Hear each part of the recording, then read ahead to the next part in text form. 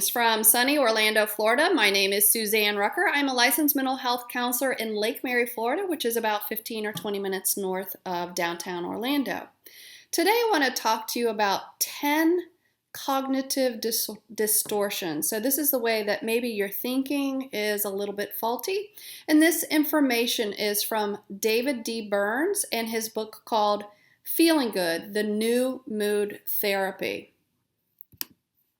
So number one, if you have your pencils and your paper handy, is all or nothing thinking.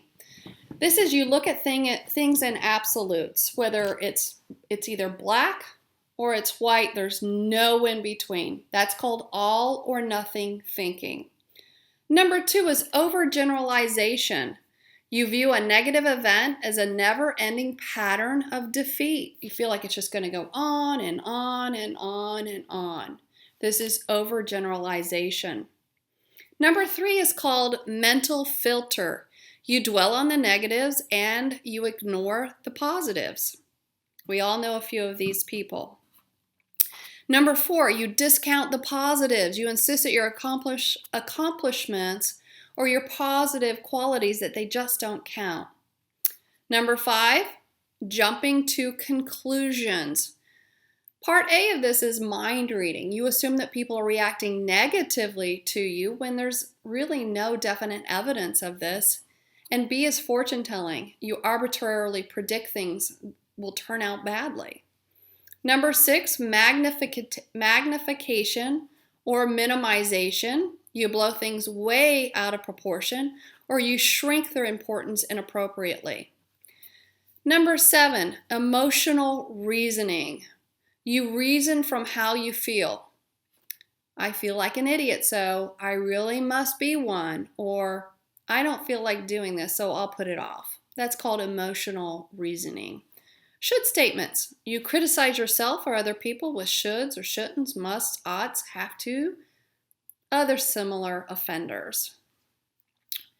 Number nine is labeling. You identify with your shortcomings instead of saying, I made a mistake. You tell yourself, I'm a jerk, or I'm a fool, or maybe even a loser. That's called labeling. Number 10, personalization and blame. You blame yourself for something you weren't entirely responsible for, or you blame other people and overlook ways that your own attitudes and behaviors might contribute to a problem. So what can you do about this distortive thinking? Well, number one, you have to identify the distortion. Write down your negative thoughts so that you can see which one of these 10 cognitive distortions you are involved in that you use on a regular basis. This will make it easier to think about the problem in a more positive and a more realistic way. Number two, examine the evidence. Instead of assuming that your negative thought is true, examine the actual evidence for it. For example, if you could feel like you're never going to do anything right, you could list several things that you've actually done right and done successfully. Number three, the double standard method. Instead of putting yourself down in a harsh, condemning way, talk to yourself in the same compassionate way you would talk to a friend with a similar problem. The experimental technique. Do an experiment to test the validity of your negative thought. For example, if during the episode of panic you become terrified that you're about to die of a heart attack, you could jog or run up and down several flights of stairs, and this will prove that your heart is healthy and strong.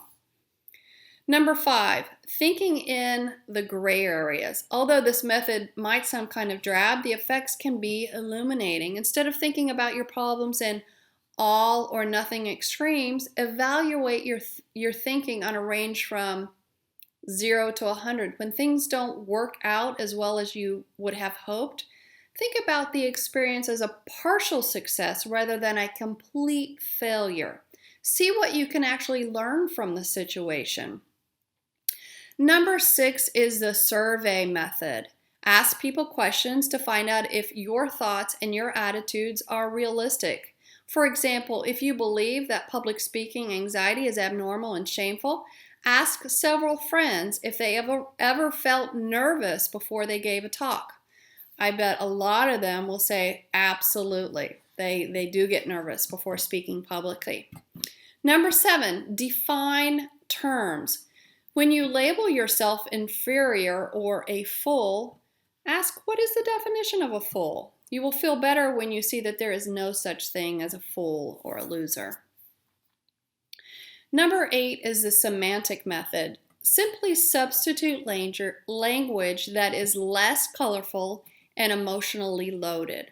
This method is helpful for should statements. Instead of telling yourself, I shouldn't have made that mistake, you can say, it would be better if I hadn't made the mistake.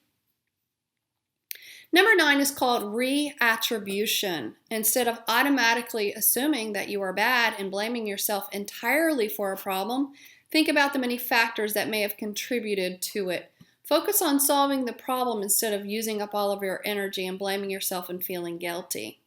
And number 10 is called the cost-benefit analysis.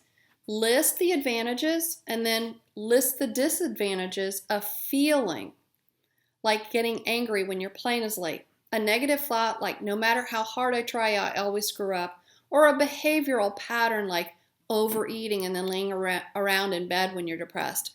You can also use a cost-benefit analysis to modify a self-defeating belief such as, I must always try to be perfect. I hope that these 10 cognitive distortions really help you. Maybe you see yourself in some or maybe none at all.